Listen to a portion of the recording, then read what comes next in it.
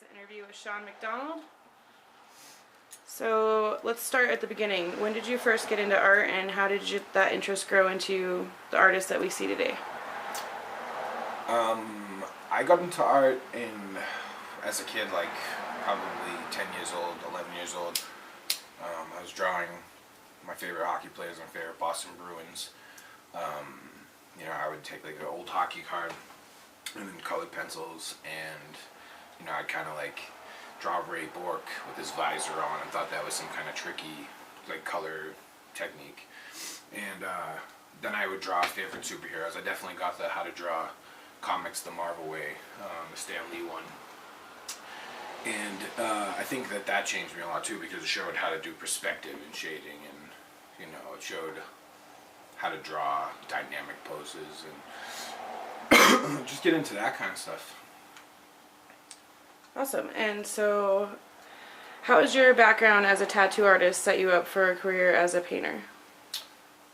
Like, incredibly, I think. I think being a tattoo artist, as far as imagery goes, it's going to be more, dragons and panthers and tigers and daggers and stuff like that.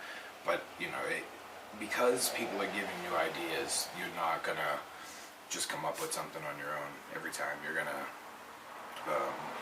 be tossed an idea that maybe you have to come up with. You have to be a little bit more creative and get out of your comfort zone a little bit. And so, say you have to draw an angel, and if you've never drawn an angel before and you can't just like pull off some traditional tattoo, then you're going to try to do something more dynamic, and then maybe you look at like old paintings or something, and then that gets you into art. Or if you're going to draw something Hindu, say, and then that leads you into making discoveries about it, and or Japanese ghost or demon, you might research and find out more what a tengu is, instead of it just being this weird dude with a big fucking nose.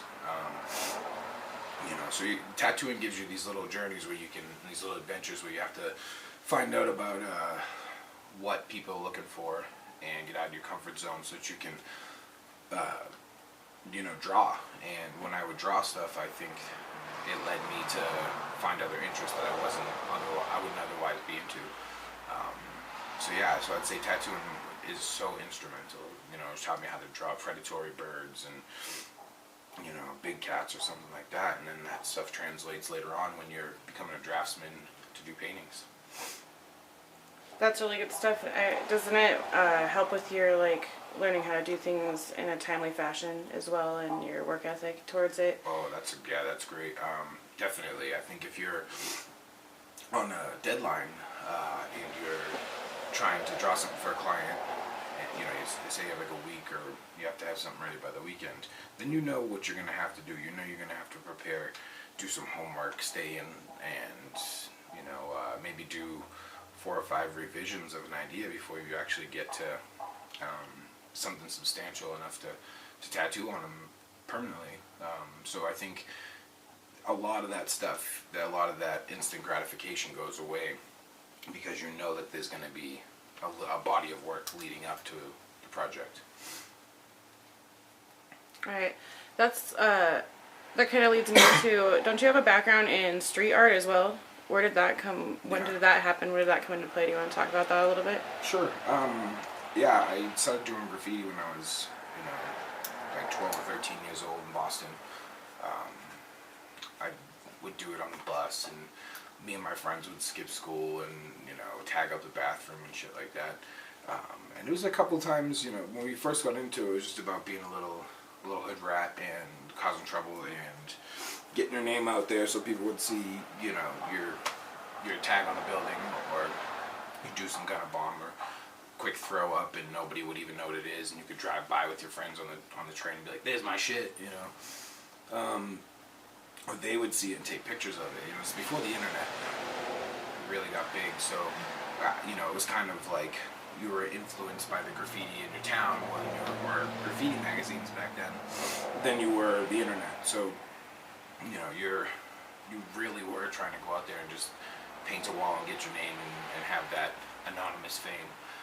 But after a little while doing that, and then the internet comes around, starts showing you outside influences of tattooing, of graffiti, and I started, doing more elaborate walls and painting murals, and it's actually what led me to be a tattooer, because I ended up painting a mural for a tattoo shop and got offered an apprenticeship. So, yeah, I mean, graffiti was a huge, very instrumental piece to me becoming an artist. I think it was, to be honest, really the first art form I took on. That's awesome. So what is your favorite medium? For painting, right now it's probably oil, because I set out to become an oil painter.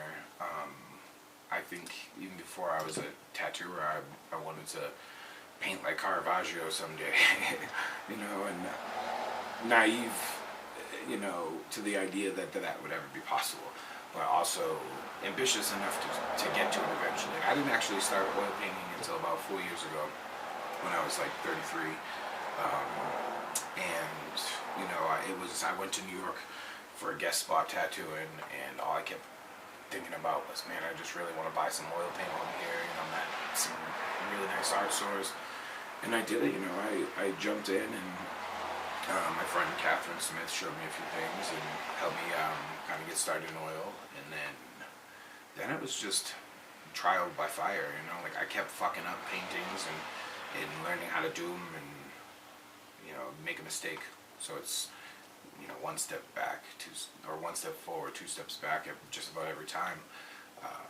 But oil painting gave me patience. Watercolor painting, I love watercolor painting. I love acrylic painting. They're both very instant gratification. They're both something that you can pull together relatively quickly, and if it's a small painting. But because of maybe graffiti, I want to paint huge paintings. I want to paint murals, and I want to paint, not necessarily frescoes, but I want to paint enormous paintings like Peter Paul Rubens style. And I think that it comes from painting graffiti. You have this enormous wall, and the impact that a huge painting makes on a person in the eye, especially when you weren't expecting to see it, and all of a sudden, boom, right there in your fucking face. That makes me love oil paint. And oil paint's, other than spray paint, oil paint's about the only thing you can get on such a large level. And so yeah, I think right now I'd have to say oil painting. I think it's actually probably easier than acrylic and watercolor too. In my experience, I think both of those helped me become a better oil painter. But when people are reluctant to start oil painting, it's because they've heard, it takes so long, it's so much patience, and I think most of that's bullshit. If you're serious about oil painting, just look past that stuff, because it's a matter of time before you're really fast at painting. And yeah, so I think I'd give credit to oil right now. Practice makes perfect, right? Oh, absolutely. Everything's practice. I don't know about talent, but practice will make you better. So you kind of answered this a little bit, but when did you really start getting into oil painting? Do you want to tell a specific tale about that? Yeah, I mean, like I said, 4 years ago I got into oil painting. I think that I got into it because, I love history, and I always liked the old master style paintings. It's not to say anything about impressionists or abstract painters that I don't like them. It's just, they just didn't speak to me in such a way, and I'm not religious in any way, and when I would look at old master paintings of religious stuff, I thought, wow, that's really cool. I like the painting technique they use. And I grew up like a Catholic kid in Boston when I was little, so I'd see these paintings, I'd see stuff like this Renaissance and Baroque era stuff, where Catholicism was really using that stuff to tell their story. They were using that kind of imagery. So I think I've been interested in oil painting, and interested in doing it for so long that, being 33 years old when I got into it, I basically said, fuck it, I'm just going to do this all the time, make up for lost time. I was so fearful of it, because I thought it was going to take so much to learn, and that it'd be impossible to be an oil painter. My biggest regret in life is probably not trying it sooner. What styles of painting do you favor most besides the oil painting? I mean, I like watercolor painting, I like acrylic painting. I think they both have their advantages. I wish I had 200 more years on Earth so I could become a sculptor too. You know, I think all that stuff goes together. I think if you want to be a painter or you do art, um, you should try watercolor painting. You should try acrylic painting and discover like what you like about it. So if you like acrylic painting and you know you want to do more abstract stuff, you might have a breakthrough with that and like that. But for me, I like oil painting in the Renaissance and Baroque styles. Not necessarily the Renaissance, because that comes together as a different painting entirely. But I really like the Baroque style. So I'd say that right now that I channel probably that style in oil painting the most. But maybe a modern take on it.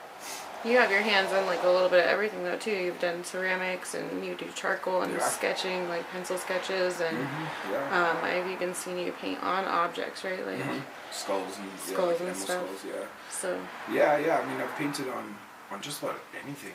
I've painted a fucking VW bus before. You know, nice. I painted a little bit of everything, and that's one thing that's funny is after a little while doing and taking commissions, you look for things that might be interesting rather than just being like, oh, I you know, may need the money to do this, but I also think it'd be cool to paint a skull, to paint a deer skull. I had a friend in Wyoming who, you know, he's a hunter and it's his land up in Wyoming, and he shot a big elk or deer, I forget what it was.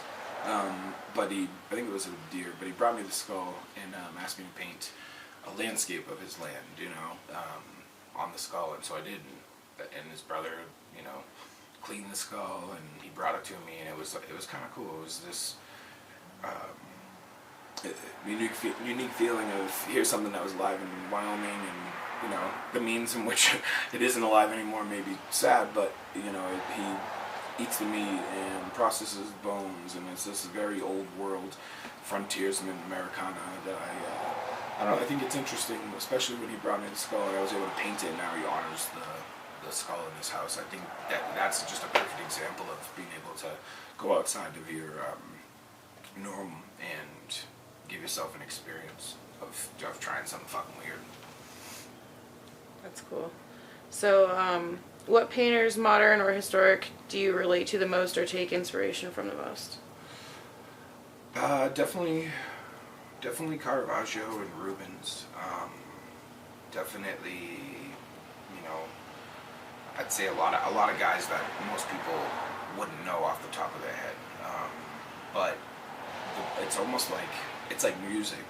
When you get into music, you're like, you got your favorite bands. You're like, you know, I really like, you know, this black metal band that everyone's heard of, and then years later you're looking for some, you know, band that recorded their album in a tin can and no one's ever heard of from Ukraine, and you know, your taste get more refined, and you look for things that are, you know, great painters that are just as well known in their own countries, but maybe not in America. So a lot of my favorite painters have been more from like the Dutch painters, they're Italian painters, they're French painters, and I think exclusively from the Baroque to the Rococo era are my favorites.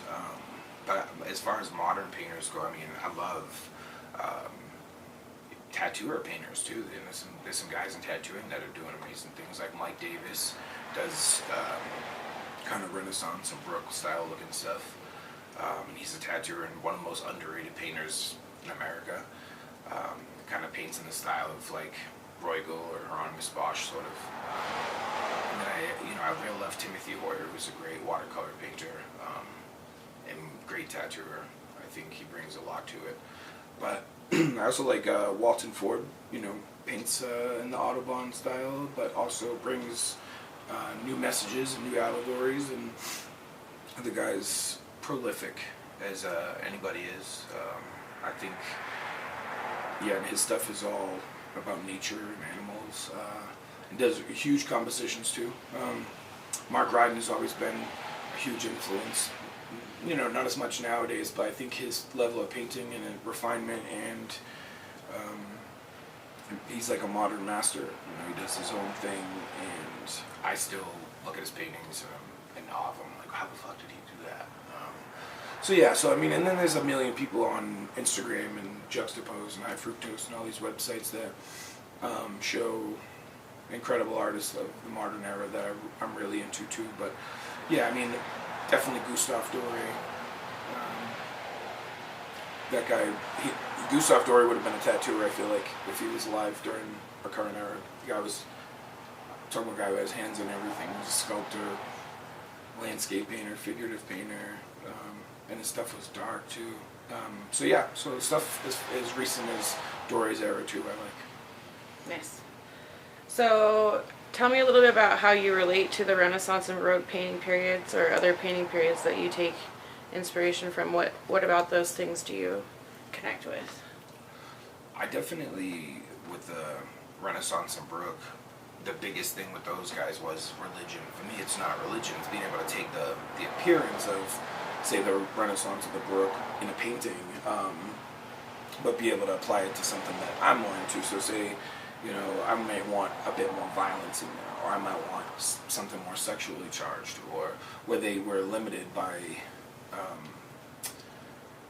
the people who were giving them their commissions. You know, if you're some, you know, Renaissance painter, you're not going to paint Satan. You know, you're not going to paint. You know, you might paint something religious, but it's this. You know, it's pretty straightforward. The Baroque era starts getting a little bit more violent with Caravaggio, and I think it gives a lot of ideas. You know, like I said, I liked Rubens, but Van Dyck too. You know, a lot of these guys were showing things differently. Diego Velázquez in Spain was showing, you know, religion, but he was showing like skulls, and he was showing, you know, Giuseppe Ribera, another guy from over there. That kind of leads into my next question, which is what can we look forward to in the future from you? Yeah. Well, I did an art show last May called Lore, and it was great. It was, you know, a great experience. Every time I would be painting for months and months and months, every night, not going out. And so I think that experience made me kind of like, All right, I understand the discipline that goes with having a solo show, but I also liked it. I also focused, and it made me better. And you know, it was months and months and months of painting and not going out, like I said, and eating like shit and not working out. And so that takes like a lot of work out of me. But I would still like to do that in the future. I definitely think in the future I'm going to try and paint a little bit more and tattoo maybe a little bit less, and maybe focus just on the tattoos I really, really want to do and I'm really passionate about doing. You know, but that's still a few years away. But I think solo shows in the meanwhile, and trying to get push my oil paintings out there as much as possible. You know, getting them into other galleries out of state and stuff too. Because the reason why I think it'd be cool is I really want that feeling of seeing stuff in person. Like wow, that's a massive painting. There's a lot of detail to really like pull you in. And yeah, so I'd love to see them, you know, get around there, and I'd love to work on more elaborate projects. I don't know. I try not to think too much about the future. I try to focus on maybe like in the next 2 weeks. And the next 2 weeks is has me starting an executioner painting. The next 2 weeks has me start getting a bunch of rolled canvas so I can start stretching my own to unique sizes. So you know, I'd say some big paintings coming soon, and some more traveling too, for sure. That's awesome. So where can people see some of your work? Right now they can see my work at Magnetic if they were to come by the gallery. We have shows all the time where, you know, I have a piece or two, but a lot of my paintings are scattered out. If you want to see them in person, you know, like there's some in Maryland, and there's some in North Carolina, and Mass, and California. So I mean, you know, so it's like a little bit everywhere. You can actually see them in person. The giant whale painting that I did, for instance, is in a tattoo shop in Maryland that you could just walk in and see if you wanted to. But you can also see stuff on Instagram and Facebook and online and stuff. Yeah, I definitely recommend try to see it at a gallery or something though, because in person I take terrible pictures. I don't get great photos of my work, and I definitely think there's something You have to see. You have to step in front of. Like whenever I go to an art museum and I, step in front of a painting that I'm somewhat familiar with, I'm always shocked about how much more detailed it is, and where you think that you're good, and then you go stand in front of this humbling painting. You go stand in front of something at the Met or the Getty, and you look at like a Rembrandt, and you're like, well, Rembrandt's kind of a messy painter, and then you go and look at it, and you're like, nah, he's incredible. And so that I would like to try to get that someday. I would like to try to maybe have more stuff in galleries throughout the U.S. and at museums someday too. Definitely want to give some paintings that are more classical and maybe more museum appropriate. But yeah, I would like to get that stuff out there. But if you ever are interested in trying to see a painting in person, message me and I can let you know where it is. This is my youngest boy Liam was drawing this yesterday, and he was so excited. He was like, "Oh my goodness, Daddy, look at this!" He's 10 years old, and he's like, "Look at this! I got Anakin and Obi-Wan." He's like, and I was like, "Holy shit! You made the lightsabers a certain color, and then look at the faces. He even did the red glow on the faces." I'm like, McDonald's, the next one.